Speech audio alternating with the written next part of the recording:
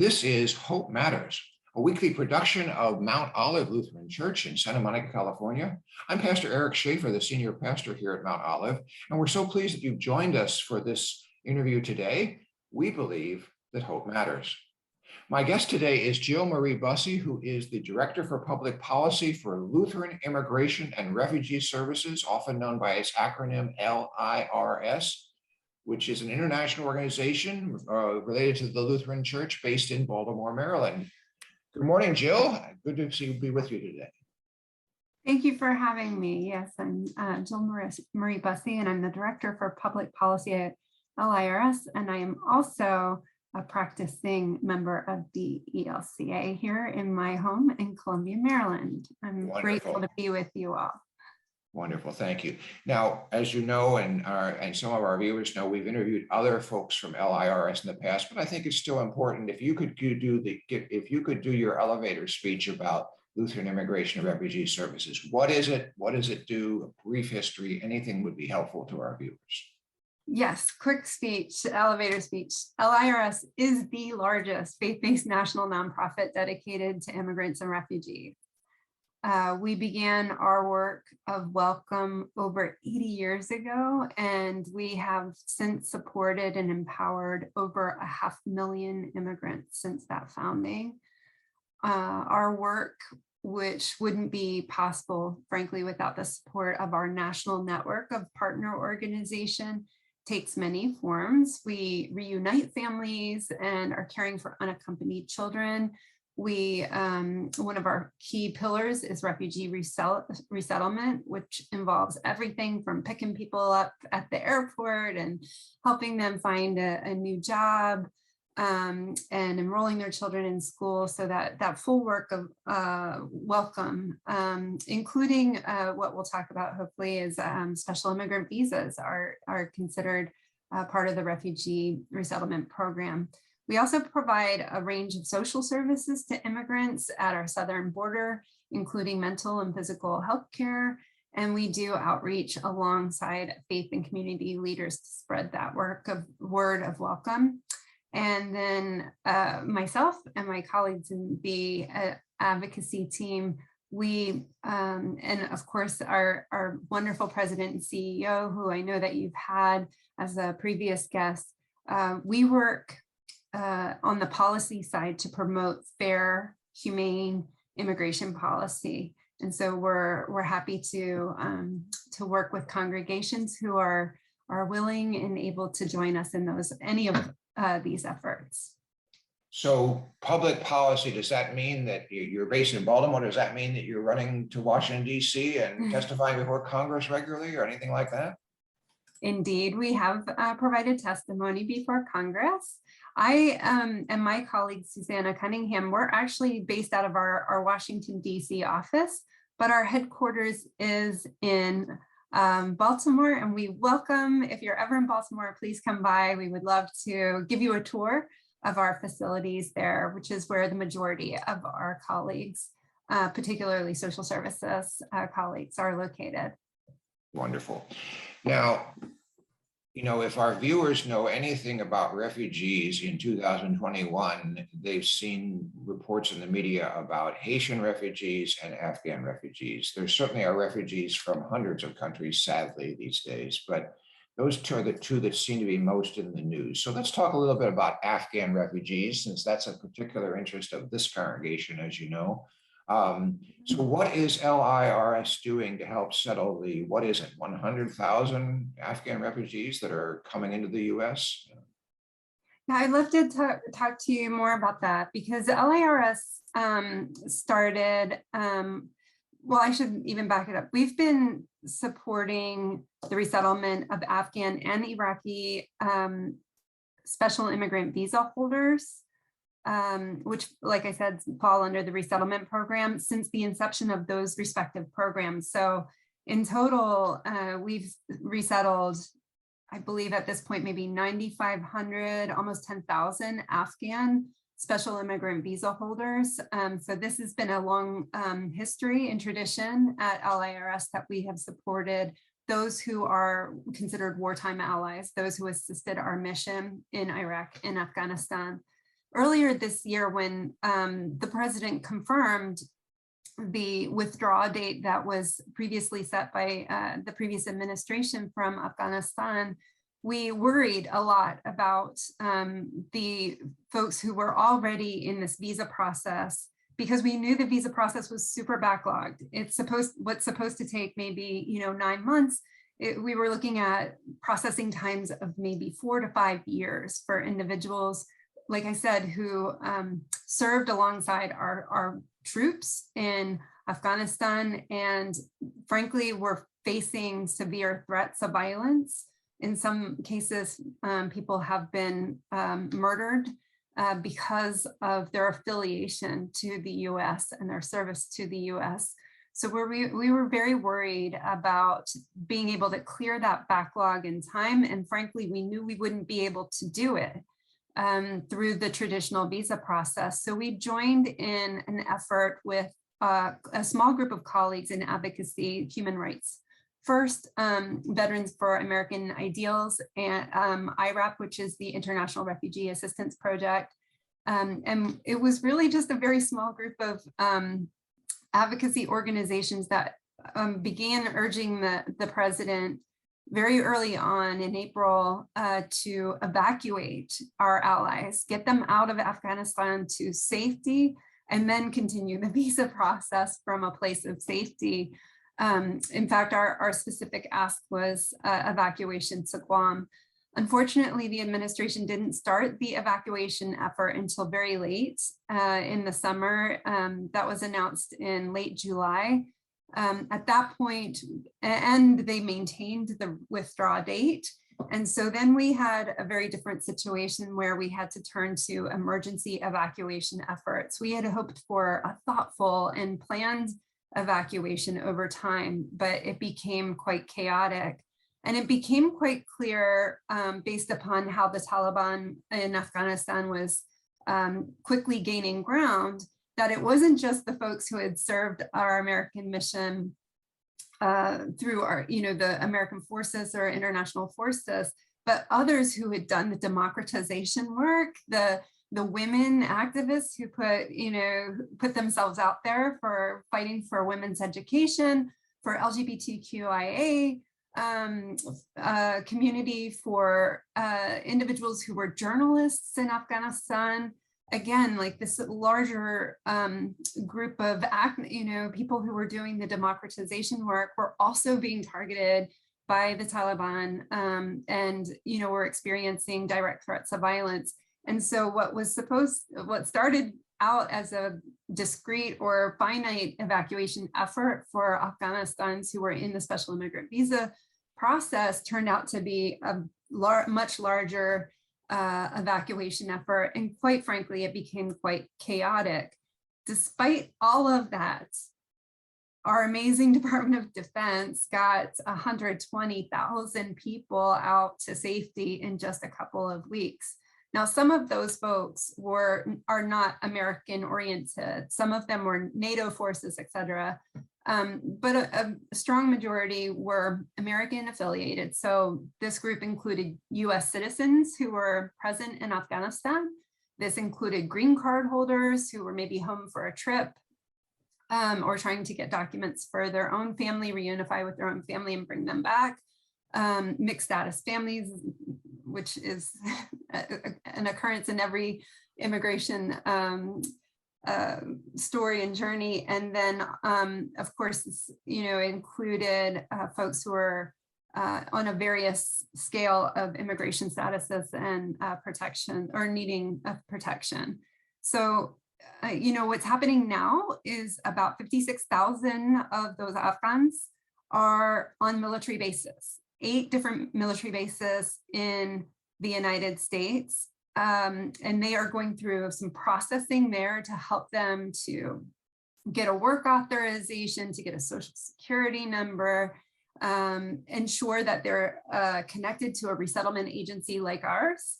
And then they can move on to their final destination and start their new lives, frankly, hopefully in less of a chaotic way than which they came. To communities that we are finding are there's just an outpouring of welcome and support. So it's been you talk about hope matters. To me, it does matter to have hope on the other side, that there will be a community of support and of welcome for our new Afghan neighbors who have been through so much in a short period of time. Wow.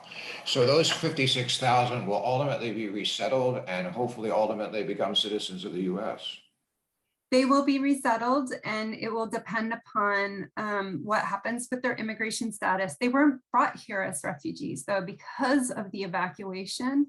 They were brought here as parolees. They fit under a protection called humanitarian parole. Most were brought under the humanitarian parole program, and that is really just a temporary status, if you will, that allows someone to reside in the United States without threat of deportation. It also does provide work authorization, but it does not provide a pathway to citizenship or lawful permanent residency. So that's one of the areas where me and my colleague Susanna, we are working very diligently right now to work with legislators, champions in Congress to on an adjustment act, an Afghan adjustment act, to help transition people who arrived on humanitarian parole so that they can have a pathway and access to lawful permanent residency and ultimately citizenship. One of the recent congressional wins we had, though, that I want to highlight is that typically parolees would not be able to access any of our resettlement services. And we just recently, thank you to members of Congress who supported this effort. We just recently had a great win in Congress, and there has been a determination that the evacuees, the parolees, will be able to access resettlement. And that means they can come to us and we can provide them with the support and the warm welcome that they need. This is one of the issues that should unite the country. You know, as far as no matter what political party you are. Yeah. Let's take even though we could talk about Afghan refugees for another half hour, but just a little bit about the crisis on our southern border involving Haitians. I think probably the majority of Americans were surprised to see these 10,000 plus Haitians almost appear overnight at our border, and it wasn't overnight. We're used to people from from Mexico and more likely from Central America coming across our border in Texas and other places. And all of a sudden, here's the news that there's this massive group of Haitians, you know, and you know, who got there through amazing circumstances. You know, walking from Chile. I mean, you know, it's some of it's unbelievable. Indeed. You know, and you know, and I'm sure most of our viewers were very torn by those images, wanting these people to be treated with humanity at the same time knowing that you can't absorb 10,000 people overnight. So tell us a little bit about what LIRS is doing in this area and where you hope it's going to go for these immigrants, refugees, whatever we want to call them, I think. For sure. First, I want to say that, you know, because LIRS has had a presence at the southern border for quite some time, and we have many affiliates who are there, we weren't shocked or surprised to see Haitians in the Del Rio camp, and we're very familiar with the unjust policies of the previous administration that have been essentially confirmed and affirmed by this current administration that essentially is creating chaos at our border by not allowing individuals to seek refuge here. And I want to be pretty clear on this, that there's very little difference between what people consider a traditional refugee and the Haitians that are trying to show up and present themselves at our southern border. Both are fleeing violence and persecution and are unable to safely return to their home countries. the only difference really between a refugee and an asylum seeker is where they apply for protection. And so far, the United States has largely denied asylum seekers from Haiti and from elsewhere to even apply and access our asylum system at the southern border. And hence you see these camps form. So we're not shocked and surprised by that, although we were extremely devastated to see the use of violence against people who had made that long journey, as you described. It just does not, it's not consistent with our values as a country, and certainly does not acknowledge the dignity of our Haitian brethren. So we have been fighting against what's called the policy that I described before. It's called Title 42. It's this archaic public health policy that has been in place, or law that's been in place for decades. And it's essentially being used right now to keep asylum seekers from entering our borders. Although I will say some have been allowed in. A very small portion of the Haitians that were under the Del Rio Bridge were permitted or paroled into the United States. And for those individuals, LIRS is directly providing services at our respite center in San Antonio. So we are actually welcoming and providing direct services to Haitians. We're so grateful that they were able to come through the border, and we're going to do everything we can to support them. But we're also aware that there are tens of thousands of Haitians that are in need of protection. Over 4,000 were deported to Haiti in just the last couple of weeks, a country that doesn't even have stability in leadership after the assassination of the president, and has, as you know, and your congregation has been so supportive of, and I'm so grateful for, the earthquakes and subsequent hurricanes that have really devastated large areas of Haiti. So, we're fighting at the policy level, to rescind that awful Title 42 policy to allow asylum seekers who are seeking our protection here into the United States. And we're working, as we do at the direct services level, to welcome asylum seekers, help them find the legal services that they need, and certainly provide the social services that they deserve to help get them integrated and on good footing after all they've been through. Wow. All right. Okay. So the person watching this and is saying to him or herself, what can I do? They, obviously donations to LIRS for their work through their congregation, or directly, obviously prayer.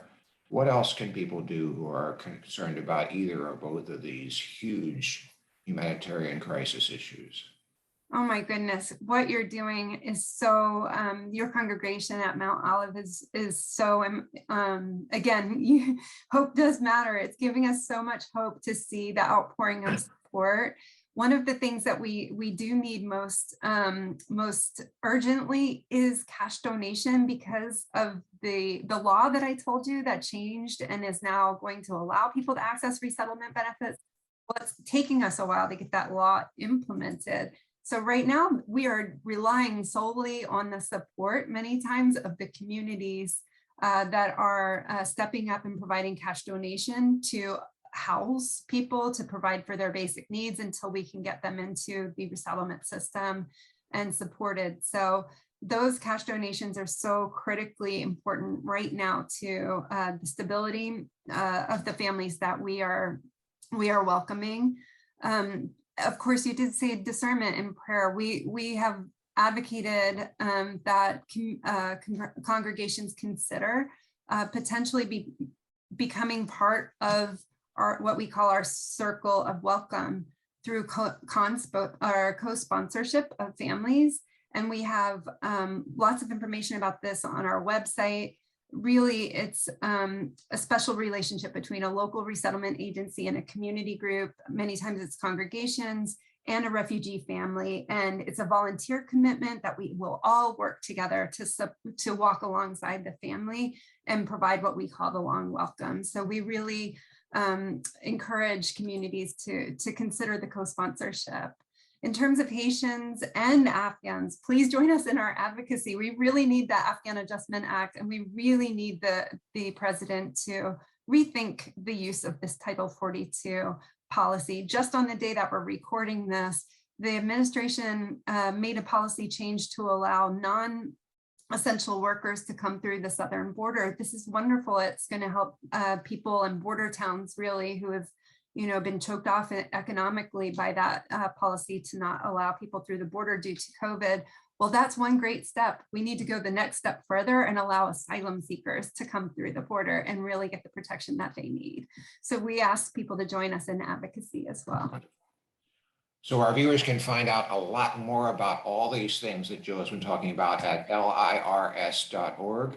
And if you'd like to support their efforts with Afghan and Haitian refugees and other refugees and immigrants around the world, you can make a donation through lirs.org. You can also make a donation through Mount Olive through our website, mtolivelutheranchurch.org. There's a giving button or a direct donation by check to Mount Olive sent to us at 1343 Ocean Park Boulevard, Santa Monica, California, 90405.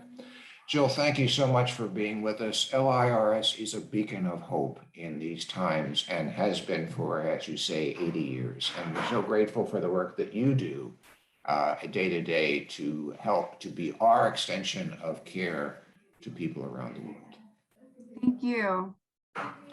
This has been Hope Matters, a production of Mount Olive Lutheran Church in Santa Monica, California. Our guest today has been Jill Marie Bussey, the Director for Public Policy of Lutheran Immigration and Refugee Services, LIRS, and talking about Afghan and Haitian refugees and LIRS's work to aid these folks today. Thank you for joining us. We have a new program every Wednesday. Look for a new program every Wednesday. We believe that hope matters, and we believe in a God of hope.